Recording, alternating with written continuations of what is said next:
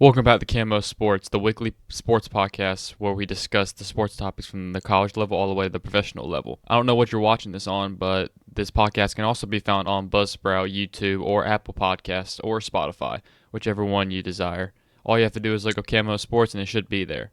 One disclaimer about Spotify is that I was not able to delete my other episodes when I did my podcast earlier, like a year ago. Make sure it's my new logo and not the logo that I had previously where it was pictures of my face. It will say Camo Sports. And that'll be my new Spotify where I'm posting new podcast episodes and everything like that. I just want to say thank you for supporting me in last week's episode. Everybody who commented, viewed, gave it a like, anything, just thank you for that. One thing that I have to apologize about is I said I was going to be streaming every week. Unfortunately, I'm not able to do that anymore because everything was fine until I started streaming and my internet kept going out because I am in a dorm. So the internet kept going in and out, and it was just really making me mad, and I want to be able to stream every week, but it's just not going to be able to with the limits and limitations I have with the internet connection. So I'm no longer going to be streaming. It's just going to strictly be a podcast. If I have more time, I may post YouTube videos about sports gaming or like Marvel Rivals or maybe something like that. But as of right now, it's going to be no streaming. It's just going to be a weekly podcast. Make sure you follow my social media on X or Twitter at Camo Sports or at Camden Monsiak. I post live reactions and breakdown of the games. My TikTok, which thank you Donald Trump for TikTok coming back, is Camden Monsiak or Camo. My Instagram is Camo_M_4. My Facebook is Camden Monsiak. If you enjoy, if you don't mind, go ahead and give us a like and subscribe if you're watching this on YouTube. And also share this with the friends. Promise I'm not going to make the intro not too long because last time I went on for a while. But if you have any comments or just want to talk to me, go to any of those social media. You can message me and I'll be happy to talk to you. The topics we're going to be covering today is the national championship that just happened yesterday. My original NFL prediction reasoning, because I still haven't given that. I'm going to talk about the NFL divisional round and also my prediction for the conference championship round. The national championship that actually happened last night, because I'm recording this on a Tuesday, Ohio State ended up winning just like I predicted. The final score ended up being Ohio State 34, Notre Dame 23. Last week, if you listened, I predicted the score to be 34-17, and I was 6 points off, so I give myself credit for that. I was pretty close.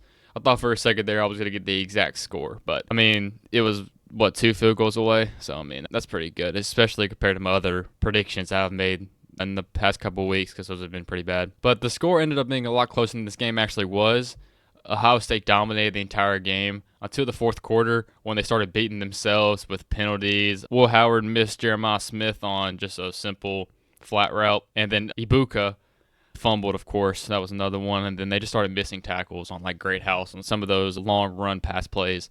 It felt like Ohio State wanted the spread to cover, and they wanted the game to be really, really close at some points of the game. Like, they wanted to do everything in their power to lose and keep the game close. But I already knew this game wasn't going to be close. If you listen to my last prediction, I didn't think Notre Dame would be close to Ohio State because I think Ohio State was the hottest team I've seen in a while. But I definitely knew the game was over when, if you listen to the interviews before the game, with their media day coverage, I knew the game was over when I listened to what Leonard Moore said. He said verbatim, we're not going to change who we are, and we're going to play man covers like we do every week. How did that work out, buddy? Like, what are you thinking? Notre Dame's supposed to be an academically great school, and that's something you say against the best receiving corps in the country. Come on, you're just being stupid. Like, what did you expect was going to happen? Just dumb. Just like I predicted in last week's episode, I said Ohio State was going to be able to run the ball at will whenever they wanted to, if they decided to, and they obviously did. Junkins, who I thought should have been the offensive MVP, ended up going to Will Howard. But Junkins had 11 carries for 100 yards and 2 touchdowns. And then one thing I was not expecting was Will Howard to scramble so much. I knew coming out of Kansas State, I'm pretty sure that's where he went to college, I knew that Will Howard had legs, he was athletic, but they kept running the ball with him over and over again, way more than I expected. He had 16 carries for 57 yards, and there was a lot of times where he just broke the pocket and just kept the chains moving. That's what you have to do in big games like this. Gave Notre Dame a taste of their own medicine because That's usually what Riley Leonard usually does. He just breaks the spirit of the defense, but that's exactly what Will Howard did. I was definitely not expecting Ohio State to run Will Howard more than they did Junkins or Henderson. And speaking of Henderson, he also had 12 carries for 46 yards. But as a team, they ran for 214 yards. And when you average 5 yards a carry, it's going to take a lot for the other team to beat you, especially when you can't stop the run. There was one point in the game where they kept showing on the screen that they were averaging like 10 yards a play. Like, there's no way you're going to beat anybody. If the other team is averaging a first down every single play, you're just not going to win that. One thing that shocked me is I thought Will Howard was more of a game manager type. I knew he was good, but he played really, really good. He's better than a lot of people give him credit for. He was 17 for 21 passing, 231 yards, 2 touchdowns, and he had a 99.1 QBR. And then I already gave off his rushing stats. I mean, he made quick decisions. He was accurate with the football. He didn't put the ball in harm's way, and he was just great throughout the entire night. He completely outplayed Riley Leonard, who Kirk Herbstreit compared to Jaden Daniels repeatedly during the game, which was absolutely ridiculous. But he was just solid throughout the entire night, and I think he's going to be the third quarterback taken off the board potentially.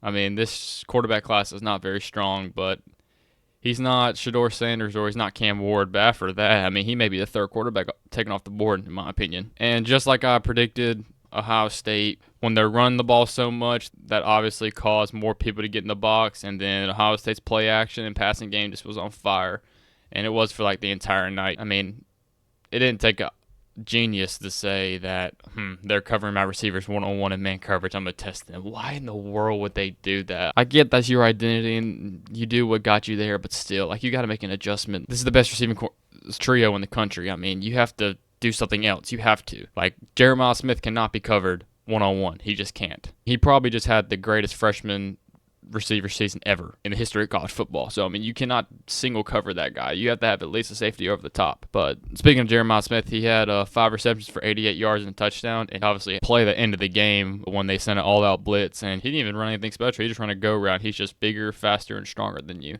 So he pretty much iced the game there. And the fact that he's only a freshman and he has at least 2 more years left is scary for the rest of college football. Emeka Ibuka gets 6 catches for 64 yards. He obviously had that big fumble that was just uncharacteristic. And by the way, Chris Fowler absolutely jinxed Ohio State because he said that Ohio State never fumbles. And they fumbled the very next play. Like, you just never say something like that. I don't even blame that on Emeka. That was Chris Fowler's fault. And then Carnell Tate, who had a big game in the semifinal game, he was quiet because everybody else was doing something. So he only had 2 catches for 35 yards. And then Junkins also had 2 receptions for 21 yards, and he had a touchdown, which Will Howard, that was a great play, breaking the pocket. Everybody collapses on him. He just flips over there to Junkins, and Junkins had 3 touchdowns this game. Like I said, I think he should have been the MVP over Will Howard, but I mean, it's not that big of a deal. I think Will Howard after the game actually also agreed with me and said that he should have given it to Junkins.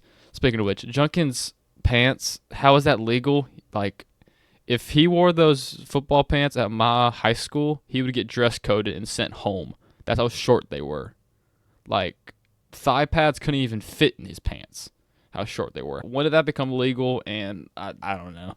I guess they just don't care about that stuff anymore. But Chip Kelly and Ryan Day's offensive game plan I thought was great and creative. I thought it was very funny because I was sitting on the couch, and as the first touchdown was happening, I'm pretty sure it was the first touchdown, that Jeremiah Smith faked like it was reversed and then came back out. I told Dad immediately. I was like, I recognize that play. And then sure enough, like 10 minutes later on social media, somebody posted that it was the exact play that Devontae Smith ran in the national championship in 2020 against Ohio State. And they just completely copied the exact play. I mean, Kirby Smart, you need to copy plays. I mean, come on. Let's just copy everybody. Who cares? If it works, it works. So go ahead and start writing that on the playbook, and I want to see that run next year with the Nitro, please.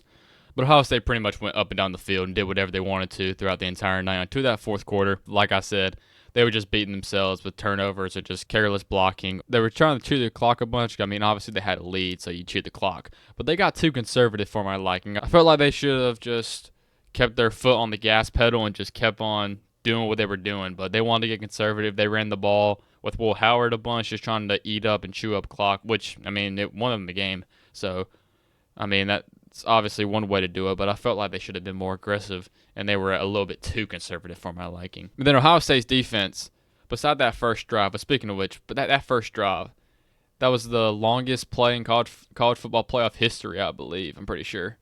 I think that's what they showed. I may be wrong on that, but it was 18 plays and took up 9 minutes and 45 seconds, so 10 minutes of that first quarter.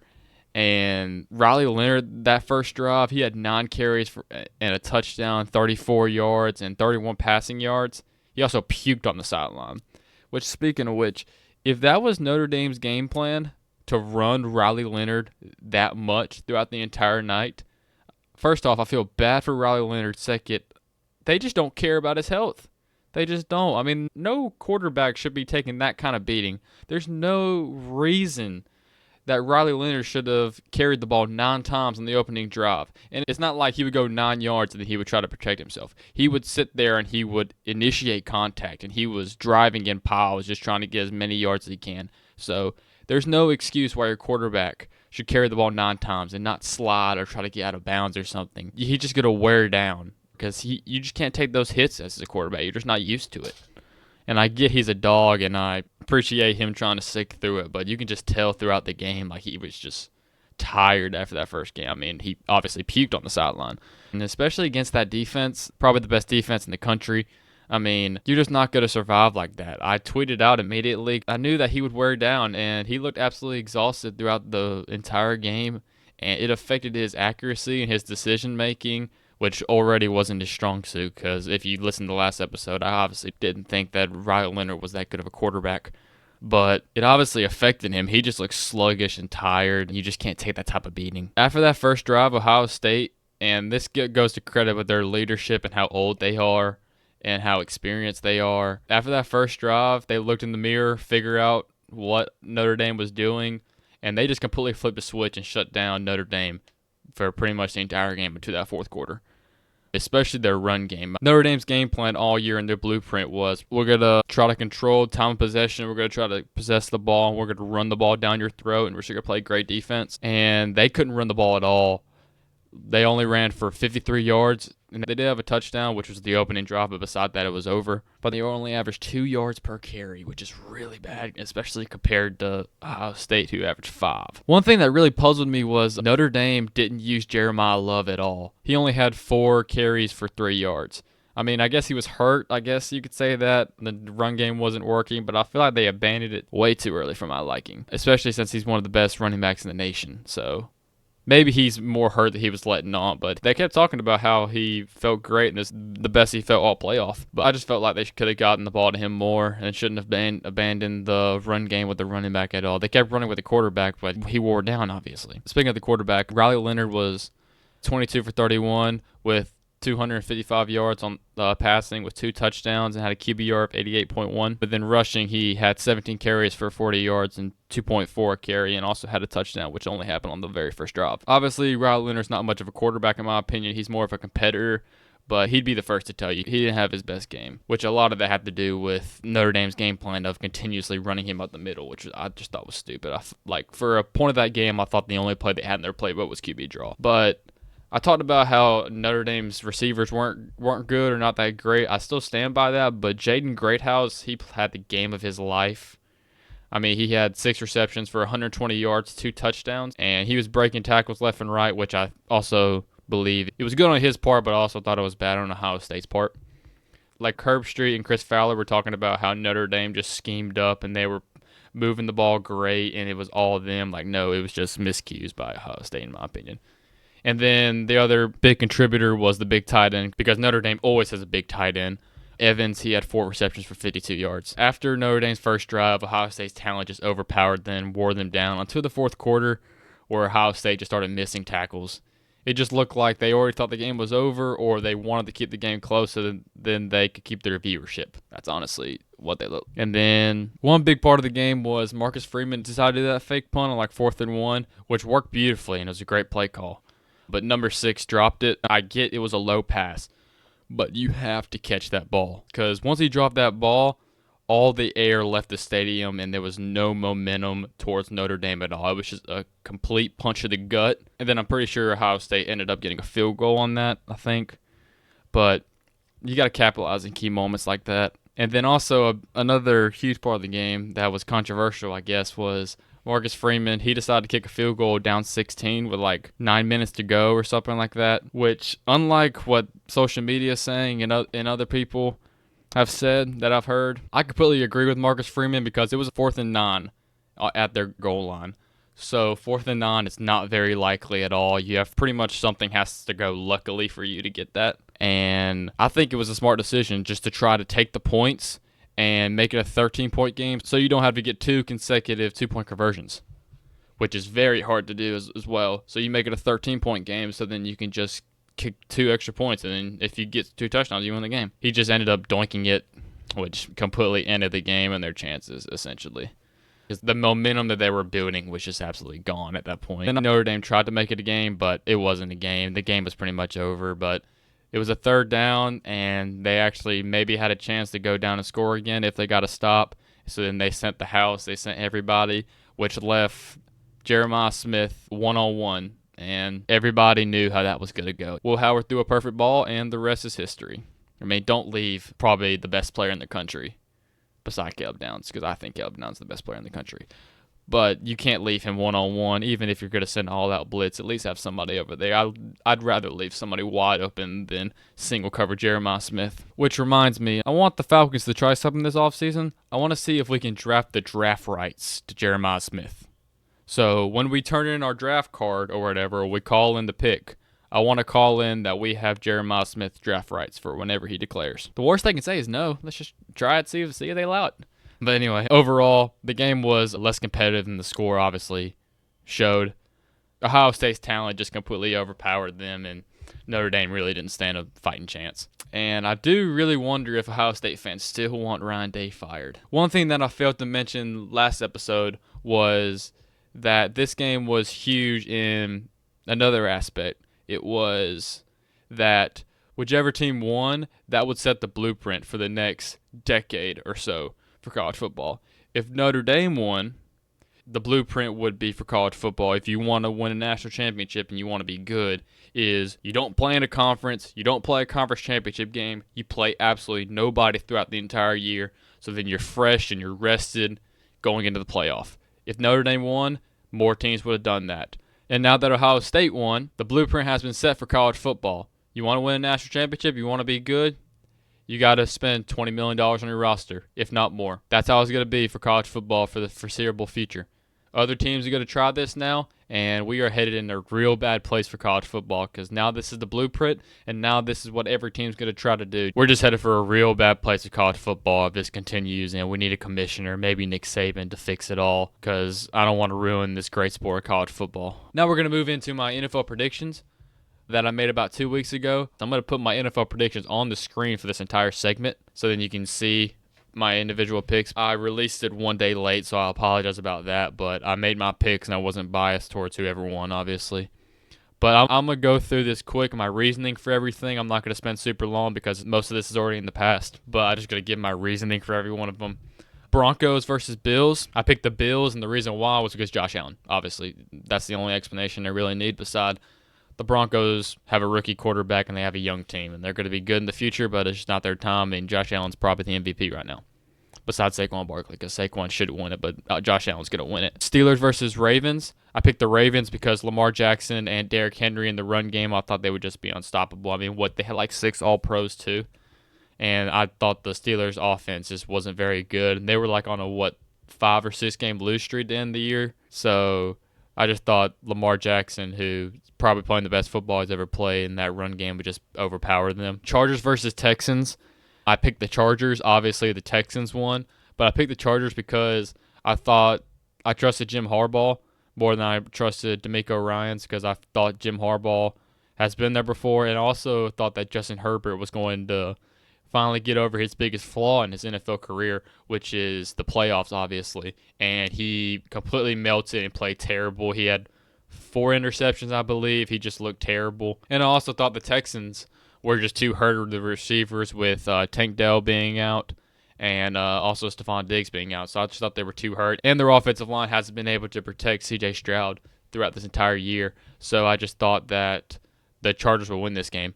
But I did not know even though I had them on fantasy and they were okay for me, I forgot that the Texans defense was actually really, really good. And Will Anderson and Danielle Hunter's pass rush was tremendous, and the Texans secondary with Derek Stingley Jr., Kamari Lassiter, Bulldog by the way, were locked down. And besides Lab McConkey, who I think set a playoff record for receiving yards by a rookie or something like that. I mean, I knew it was good, but I didn't think he'd be this good in the NFL. But now I realize that Brock Bowers and Lab McConkey single-handedly made Carson Beck look like a decent quarterback, and he's the reason why Carson Beck is driving a Lamborghini right now. So there's that. Next game was Packers versus Eagles. I thought the Eagles were absolutely stacked, and they have the real MVP in Saquon Barkley. And I thought Jordan Love has turnover issues and a turnover problem. And honestly, he's a little bit overrated because some people see him as like a top 5 quarterback, but I just think he throws too many interceptions for my liking. So I thought the Eagles would win. And then Commanders versus Buccaneers. I thought the Commanders would win because Jaden Daniels just looks like the absolute truth. And let's be honest here, it's the NFC South. It's the worst division in football by far. And the only reason the Bucs are in the playoffs is because the Falcons absolutely choked their brains out. That's the only reason. And then Vikings versus Rams. I picked the Vikings because I thought Kevin O'Connell and Brian Flores would coach an absolute masterclass, and I thought that Sam Darnold would have a huge bounce back game after the Lions game, which dropped them from potentially the 1st seed all the way to the 5th seed. Obviously, that did not happen. I should not have bet against Sean McVay and Matthew Stafford. That was just a dumb pick by me. Why am I trusting Sam Darnold? I mean, he reminded us all why he's Sam Darnold. The next game of bracket was Texans versus Chiefs. I'm going to go ahead and say I will never bet against Mahomes, Reed, Steve Spagnuolo, or Travis Kelce. When they are together, I'm never betting against them. Point blank, period. And then Ravens versus Bills. I picked the Ravens because I thought the Bills didn't have enough weapons, and I thought the Ravens defense would smother them. And then I thought the Ravens' run game was overpowered. I also assumed Zay Flowers was going to be healthy for this. He obviously didn't play. But that's not an excuse that I can go off of. The Bills clearly won that game. And then I had Commanders-Lions. I picked the Lions because I thought Ben Johnson would coach an absolute masterclass despite the Lions' lack of defensive players after all the players they have on IR. And Jaden Daniels is only a rookie, so I was like, I don't think a rookie is going to be able to beat the number 1 seed. And I don't think the Commanders are that talented, so Jaden Daniels has to carry every single play, every single second of that game, which obviously he did, but I'll talk about that in a second. And then in my bracket, it was Vikings versus Eagles. The reason I picked that was because I thought the Eagles defense would make Sam Darnold turn into Sam Darnold again, and the MVP would carry the team, which I didn't expect Sam Darnold to look like Sam Darnold in the first round of the playoffs in the wild card. And then in my bracket, it would be Ravens versus Chiefs. The referees in the NFL won't let the Swifties and the Chiefs lose. They won't. It's not going to happen. Viewership-wise, it's just not going to happen. The Chiefs are going to win.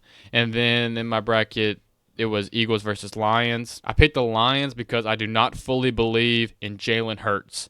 And I dang sure don't believe in Nick Sirianni. So that's why I picked the Lions to beat them despite all their injuries. And I also thought that David Montgomery coming back, he would make a really big impact. And I thought the Lions' run game would be able to carry them all the way to the Super Bowl. And obviously, they didn't win a playoff game. And then my Super Bowl was Chiefs versus Lions. I thought the Chiefs would win because the Chiefs will get every call. Plus, the Chiefs have been there before with Mahomes and Andy Reid, and I don't have to go over it again. And the Lions have never been there, and I'm never betting against Mahomes, or the refs, for that matter.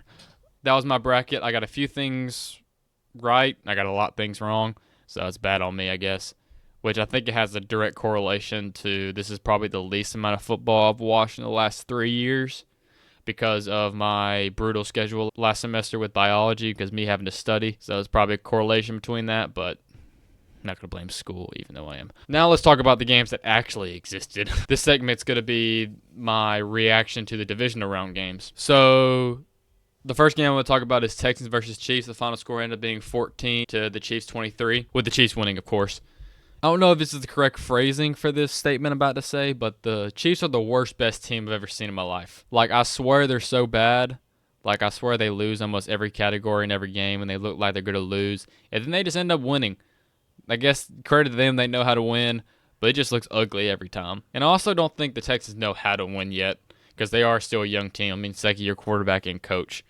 So They're still young. They're good. They're not going away because C.J. Stroud's not going away. But they do need to address their O-line massively. But the Texans should have won the game. The Texans outgained the Chiefs. They ran for more yards. They passed for more yards. They had more first down, and they won time of possession, and they had 0 turnovers. And they still lost. I don't get it. I don't get how the Chiefs do it. Big part of the game was the Chiefs ended up getting 8 sacks with George Karlaftis. I think that's how you say his name. He had 3 sacks. Chris Jones also had a sack. The Texans, like I said, need to address O-line. That's probably their biggest position to need going into the offseason. And then also, the Chiefs' special teams is really good. They've blocked several field goals this year. And then, so the Texans' field goal kicker missed a field goal, and the Chiefs also blocked one. But the biggest part of the game, these referees are getting ridiculous. I mean, absolutely ridiculous. I mean, Mahomes is flopping on the sideline, which I don't blame him because it's becoming like the NBA where it's like James Harden. You can't blame him because he obviously has a special whistle. So in order for him to be successful, he's going to flop. He's going to sell big hits. He's going to stop himself so he forces you to make a hit. And then he has a special whistle where they're going to throw a flag. So Mahomes just does his best LeBron impersonation and just flops and act like he dies. He's just never allowed to get hit. And also Jawan Taylor, he jumps off sides every play and he lines up in the back foot every play.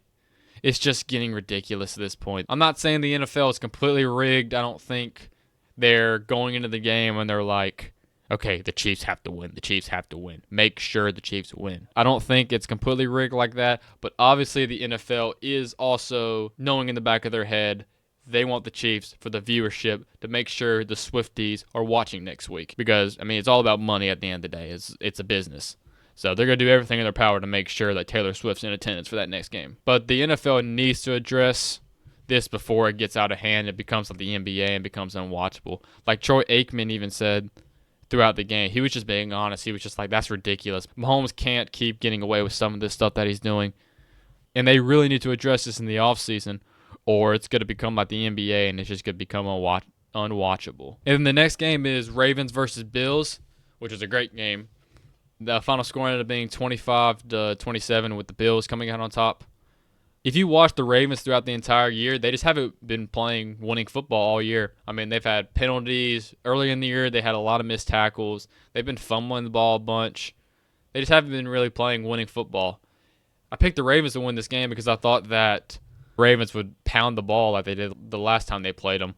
But they didn't give the ball to Derrick Henry enough, in my opinion. I thought they should have ran the ball more with him, which the Ravens always seem to in the playoffs. They just abandoned from what they do and what got them there, and they just turned pass heavy, and that's exactly what they did. The story of the game was Lamar Jackson had 2 turnovers with an interception and a terrible fumble.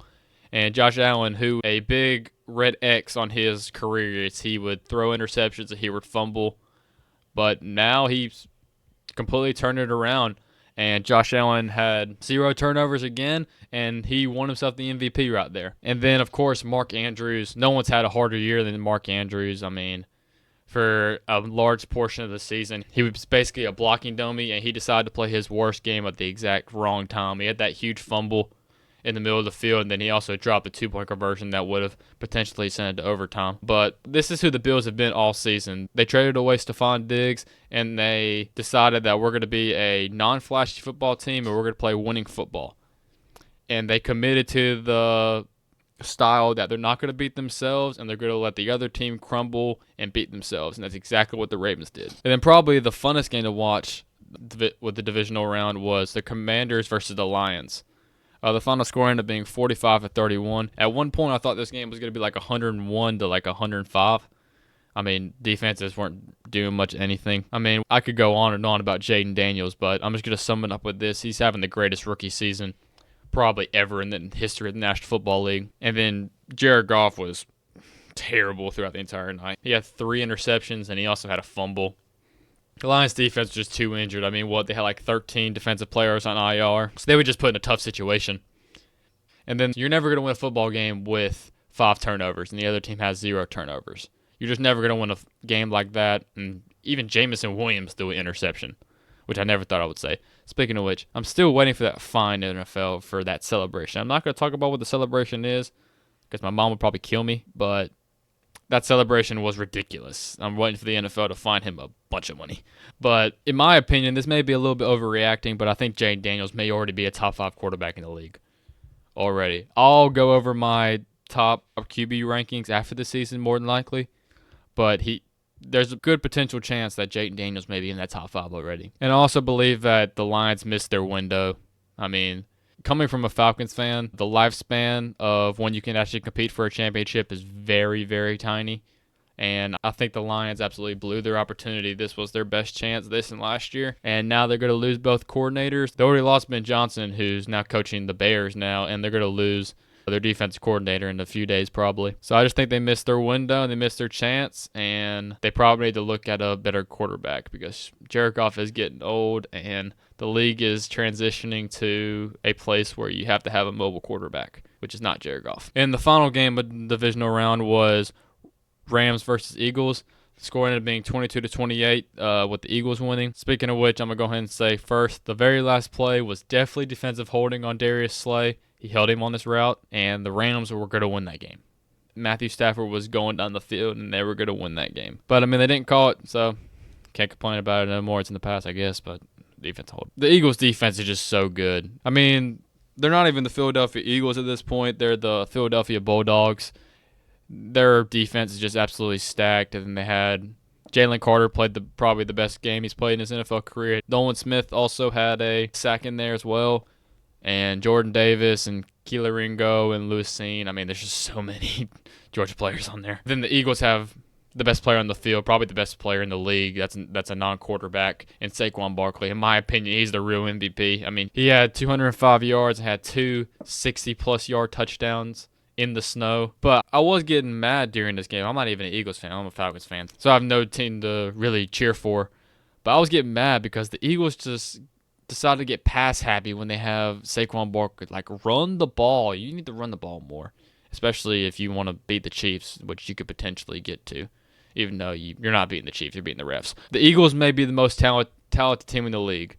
From top to bottom, every position, they should blow out every single team they play with the talent they have. The only thing that's holding them back is 2 things. One, Nick Sirianni.